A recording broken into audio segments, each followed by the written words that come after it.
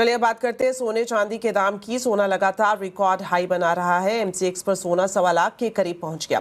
वहीं अमेरिका में चांदी भी रिकॉर्ड हाई पर है। ऐसे में सवाल ये है कि सोने चांदी में तेजी के पीछे वजह क्या है, जानते हैं मेरी सहयोगी मनीषा गुप्ता से। तो मनीषा जी, आपसे जानना चाहेंगे, लगातार हम देख रहे हैं रिकॉर्ड हाई बनाता हुआ सोना चांदी, वजह क्या है इस तेजी के पीछे?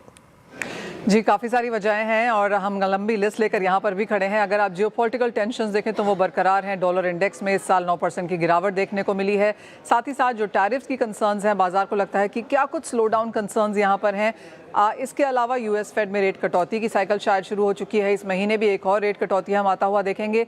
लेकिन बाजार की एज ऑफ नाउ बड़ी चिंताएं ये है कि वेस्टर्न वर्ल्ड में जो डेट है वो लगातार बढ़ता हुआ नजर आया है। यूएस में ही 36-37 ट्रिलियन का डेट यहाँ पर है। साथ ही साथ जो यूएस गवर्नमेंट शटडाउन है वो तीसरे हफ्ते में अब यहाँ पर आ चुका है। तो कस्टम्स में भी यहाँ पर कुछ कॉम्प्लिकेशंस हैं, कुछ डिलेज बनते हुए नजर आए हैं। उसका बड़ा इंपैक्ट हमने चांदी पे आता हुआ देखा है। तो अगर आप यूएस और लंदन की चांदी के प्राइसेस देखें, वहाँ पर एक बहुत बड़ा अंतर है। अगर बैंक बोरोइंग की बात की जाए तो बोरोइंग प्राइसेस भी यहाँ पर बहुत ज़्यादा चढ़ चुके हैं। लिक्विडिटी की चिंताएं हैं, अवेलेबिलिटी चांदी की कमज़ोर होती हुई नजर आई है। इसलिए चांदी में ज़ोरदार तेज़ी देखने को मिली, वो एक चीज़ है। लेकिन चांदी का जो प्रीमियम जो लोग यहाँ पर दे रहे हैं वो एक दूसरी हेडलाइन यहाँ पर बनी है। इंडियन मार्केट्स में सबको लग रहा था कि इतने ज़्यादा चांदी के प्राइसेस हैं, शायद लोग ना ही खरीदें। लेकिन करंट लेवल्स पे भी वो 8-10% का प्रीमियम देने के बावजूद भी लोग चांदी लेना चाहते हैं, क्योंकि अपने पोर्टफोलियो में एसेट एलोकेशन में वो अब चांदी को जगह देना चाहते हैं। तो उसका भी एक बड़ा इंपैक्ट हमने यहाँ पर आता हुआ देखा है।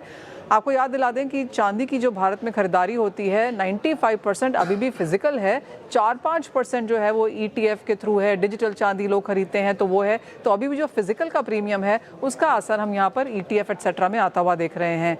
चांदी ऑलरेडी यहाँ पर $50-51 प्रति आउंस पर कारोबार कर रही है, जो कि 1.5 लाख 1,60,000 जैसे लेवल्स इंडियन मार्केट्स में बन चुके हैं। बाजार को लगता है कि यहाँ से और तेज़ी चांदी आपको नियर टर्म में दिखा सकती है। उसके बाद शायद कुछ मुनाफा वसूली आएगी।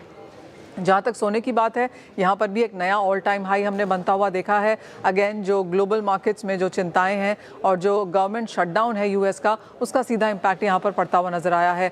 और जैसे आप बात कर रहे थे यूएस और चाइना के बीच में जिस तरह की कॉन्वर्सेशन है, उसका भी एक सेफ हेवन बाइंग हमने सोने में आते हुए देखी है। लेकिन मार्केट्स को लगता है कि 4100 4200 के आसपास अब सोना यहाँ पर थोड़ी सी रेजिस्टेंस आगे जाकर दिखा सकता है।